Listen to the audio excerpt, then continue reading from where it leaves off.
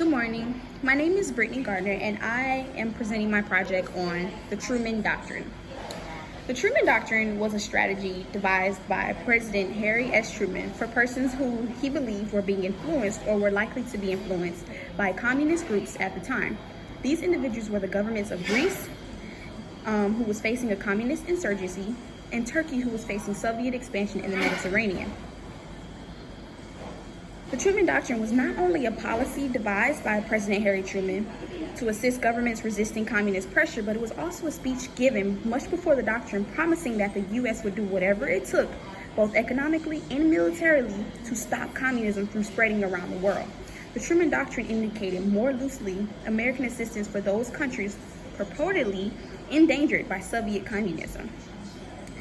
President Truman presented a disposition to Congress on March 12, 1947, simply declaring change within the U.S. foreign policy. This message, which consisted of 2,522 words, stating that this new responsibility was handed over from Great Britain. On Friday, February 21, 1947, the British Embassy informed the U.S. State Department officials that Great Britain could no longer provide financial aid to the governments of Greece and Turkey. This is when President Truman made the decision that the U.S. would step in and take care of the situation. The Truman Doctrine, of course, affected countries such as Turkey with the Mediterranean facing Soviet expansion, and of course Greece's communist insurrected gap. But how did we get here? And if you remember, Japan attacked the United States with Pearl Harbor, and we attacked back, of course, with the atomic bomb, which was detonated on Hiroshima, Japan on August 6, 1945. On the 9th of August, 3 days later, another bomb was dropped on Nagasaki. In Hiroshima, around 140,000 people were killed, while in Nagasaki, approximately 74,000 people were slaughtered. Between 1945 and 1947, communist regimes dominated by a single political party began to emerge throughout Eastern Europe. Because of its economic difficulties following World War II, the United Kingdom played a minor role in the Mediterranean's rebuilding, particularly in Greece and Turkey. As a result, the United States responded with the Truman Doctrine, which of course stated that the United States would provide financial assistance to countries endangered by communist expansion.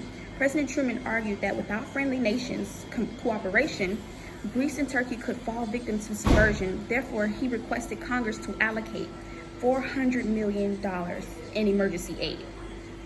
Not only did this scare Congress, but Congress actually approved the $400 million offer simply because Truman did not want these nations to expand while also converting others to communism. This was also in line with the potential civil war in Greece, which could be used by the Soviets to influence the country. In the Truman Doctrine, there are some prominent figures, and of course we can start with the very first one, United States President Harry Truman, who was the 33rd president between the times of 1945 and 1953. President Truman was the United States spokesperson for the approving of the $400 million given to each Greece and Turkey. The creator of the Truman Doctrine speech, which was later created and followed as a foreign policy to halt communist country expansion. Another person we could say is very important in the Truman Doctrine, or a prominent figure, is Provisional Democratic Government Marcos Vargas. Between the same times of 1947 and 1950. He was the head of the Provisional Democratic Government. He was also an exiled communist leader of Albania, Yugoslavia, and Bulgaria, which offered logistical support to these provisional governments, especially to the forces operating in the north of Greece. He is who was causing most of the communist problems in Greece at the time, before he was exiled. Another important figure, or prominent figure of the Truman Doctrine, I would say, was the Prime Minister between the years of 1899 and 1961 of Turkey, Adnan Menderes. He was the acceptor of the $150 million taken by Turkey for the financial and military aid, and the second longest serving prime minister in the history of Turkey. He was one of the founders of the Democratic Party, which broke through in the second free elections in Turkey in 1950, defeating the ruling Republican People's Party, which had been in power since the Republic of Turkey was found. Through this, I believe that the Truman Doctrine is not only important, but still relevant and important to the United States citizens, because America turned away from a mostly isolationist history, took the lead in combating communism and advancing democracy, and formed military, economic, and other connections with nations that have lasted to this day. The Truman Doctrine was significant because it officially terminated the Grand Alliance and ushered in the Cold War.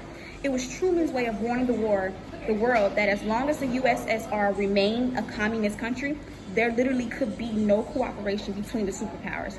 I believe this created the sense of stepping in, especially when an ally can't, along with helping those who could easily be influenced to convert into something that's redundant and or non-essential.